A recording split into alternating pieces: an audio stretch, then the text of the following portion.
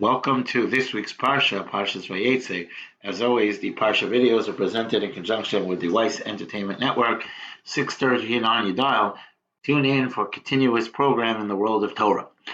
This week's Parsha, we have the narration of Yaakov Avinu leaving Yitzchak's home to go to Haran. Remember last week's Parsha, there was a fight between Yaakov and Yaakov and Esav, as Yaakov took the bracha, and Esau was angry, and Esau wanted to kill him, and Rivka sent him away.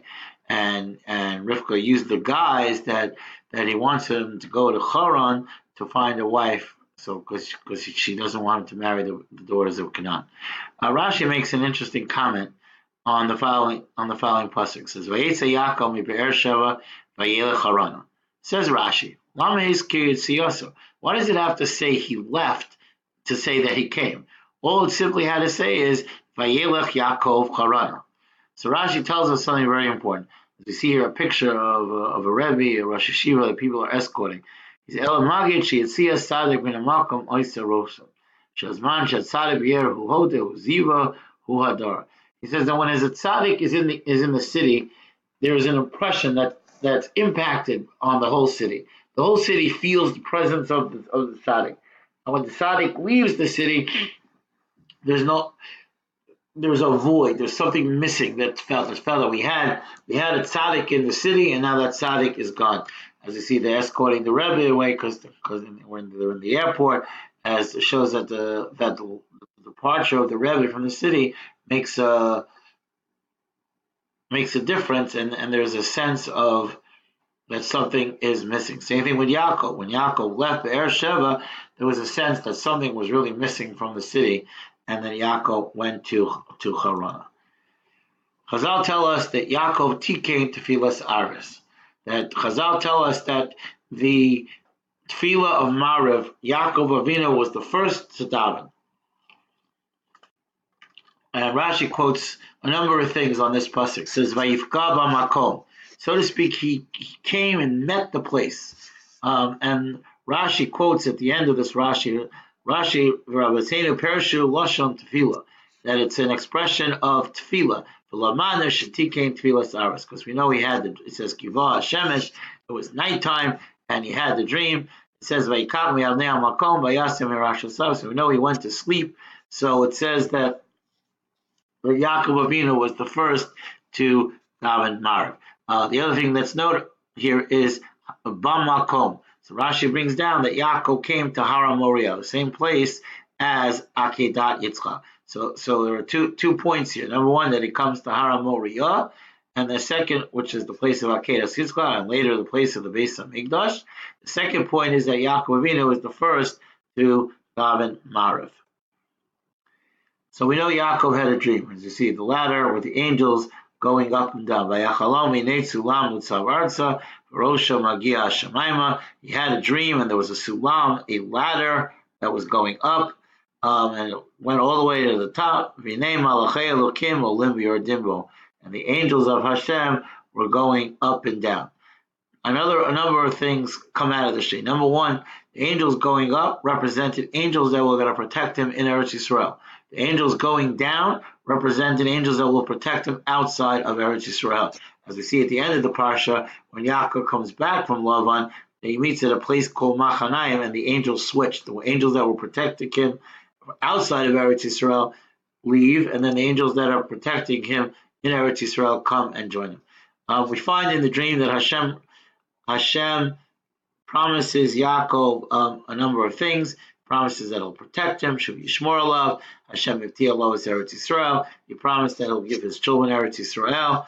And then in the end, Yaakov, when he wakes up and he realizes, and he says, Ein zeh ki im beis Elokim v'zeh shar Shemaim. Yaakov realizes that he's in the place of Hashem. It's the place of the Beis Hamikdash. It's the place where Hashem's presence is felt. And he says that, and he makes a deal that if Hashem will return him in peace and provide for him and protect him while he leaves his home of his father, Aser Asrenal, he'll give 10% of whatever he takes, he'll give to Hashem. So we know on his journey, Yaakov comes to the house of Lavan. So we know the story that he comes to the field, and the stone is on the well. And when he sees Rachel, he gathers the strength and he removes the stone. There's an interesting exchange over there because Yaakov was concerned that the workers weren't being honest with their people that hired them, and then they explained to him that they were waiting for him to take off someone to take off the rock. Anyway, the highlights in Yaakov's house is number one, he offers to work 7 years for Rachel, and we know in the end he gets Leah. And then Lavan says he worked another 7 years. You could have Rachel, but he gives it to him at the end of a week. And what happens is the great divide in the house. Leah begins to have children. Immediately off the cuff, she has Reuven, and then Shimon, followed by Levi, followed by Yehuda. Rachel has no children. That causes a lot of attention. Rachel is very upset by this, and what she does is she gives Bilhah, her servant, to Yaakov, and Yaakov has children from Bilhah, Dan, and Naphtali. Each of the children's names represent how Rachel saw herself victorious over her sister. And then later on, Leah gives Zilpah to Yaakov and Gad and Asher. Leah sees God. God means Mazel Tov, and Asher means that it's praiseworthy that Hashem has given her children. And then later on, Leah has 2 more children, Yisachar and Zvulun, and Leah sees it as a reward for giving over Zilpah as a wife to Yaakov.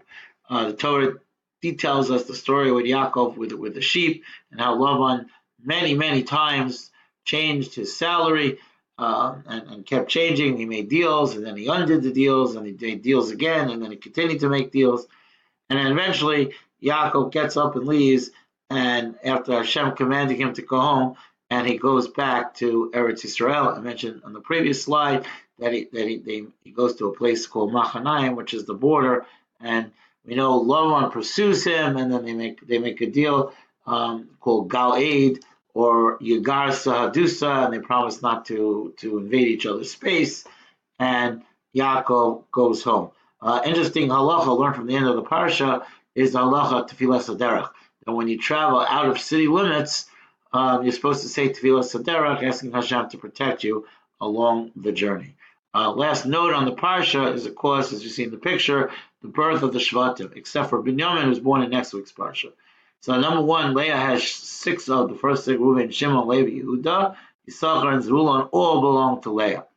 And interesting idea that Leah, when she gives birth to Yehuda, so the first 3 children, she says, now Yaakov will like me, Yaakov will be more favorable to me, etc. Or Hashem has heard that Yaakov isn't paying attention to me in this way that he should, so now I have Shimon or I have Reuben. But when it comes to Yehuda, she simply says thank you to Hashem. She says, Apam Odes Hashem. Because I'll tell us that Leah was the first to express Hakara Satov, gratitude, to say thank you to Hashem in a public forum. Not ironically, but we are called Yehudim. Yehudim has the word Yehuda in it, because Yehuda has the word Hodah, which means to give thanks. One of the most important midos that we have is the concept of being thankful, of having Hakara Satov, whether it's to our parents, to our teachers, to people that do good for us, or just simply to Hashem for allowing us to have all the great things that we have. And as I mentioned before, Bilhah and Zilpah have 2 each, and then finally Rachel has Yosef. This, in summation, is this week's parsha. There are other aspects of the parsha we didn't really cover, more details of the conflict between Yaakov and Lavan, and a little more details about the discussion Yaakov has with the sheep. Also, Yaakov's dream is significant. But these are the basic highlights of the parsha.